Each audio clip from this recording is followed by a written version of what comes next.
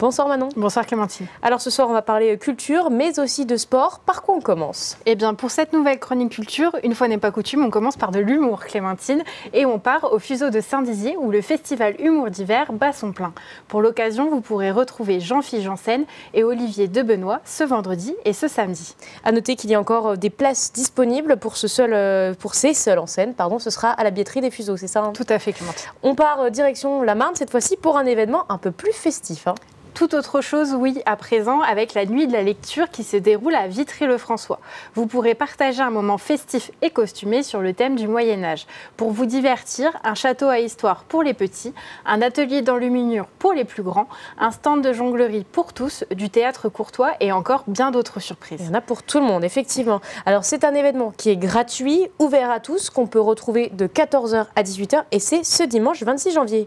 Maintenant, on n'est pas dans l'info sport avec Gaëlle Bossu, mais on va tout de même parler un petit peu de sport quand même, Manon. Oui, un peu de sport, Clémentine, et je te conseille de préparer ta raquette puisque la ville de Bar-le-Duc accueillera pour la 5e année consécutive le tournoi Tennis Europe Bar-le-Duc Grand Est U14. Cette compétition s'adresse aux jeunes joueurs âgés de 12 à 13 ans qui viennent du monde entier pour disputer ce tournoi. Et puis, si je voulais en apprendre un peu plus sur cet événement sportif, il y aura bien sûr un article à retrouver sur le site de Puissance Télévisions, une interview que nous avons déjà faite également.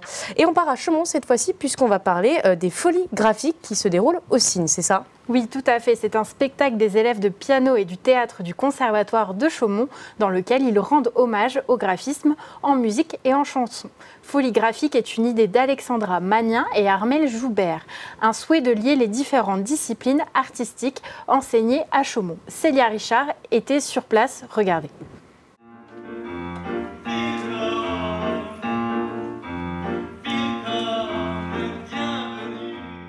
Retour dans le passé, à l'époque des affiches gourmandes. Ce spectacle monté par Armelle Joubert, professeur de théâtre au Conservatoire de Chaumont, est inspiré d'une idée originale de Debussy et de plusieurs affiches de l'exposition Figures imposées.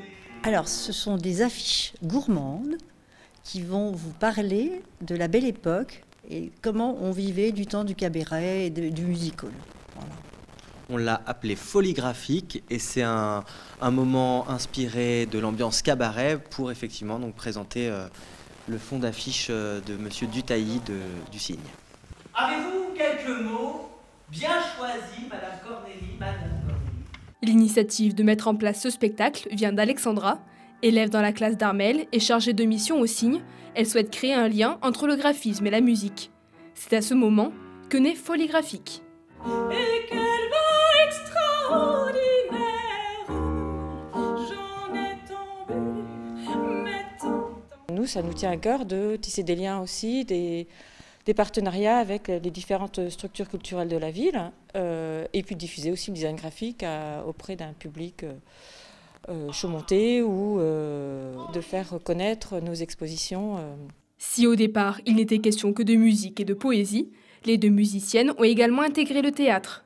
Une façon de dynamiser le spectacle et créer un lien entre les trois disciplines. De créer du lien entre la musique, le théâtre et le graphisme et de l'intégrer dans ce projet. L'exposition Figures imposées est visible en accès libre au Cygne jusqu'au 28 février.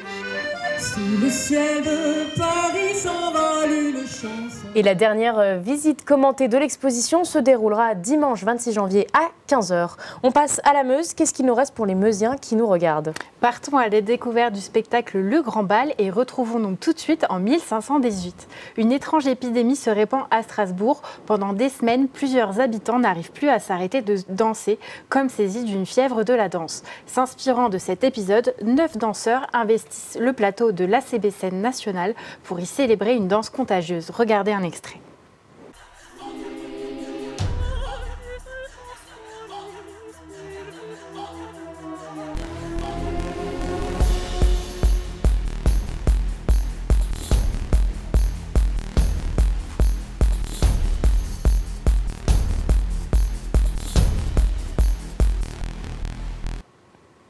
Et un reportage sera retrouvé la semaine prochaine sur notre antenne sur justement ce spectacle, Le Grand Bal. Merci Manon pour toutes ces idées de sortie et bien sûr il y en a d'autres dans l'agenda. Oui, tout à fait. Merci à toi Clémentine.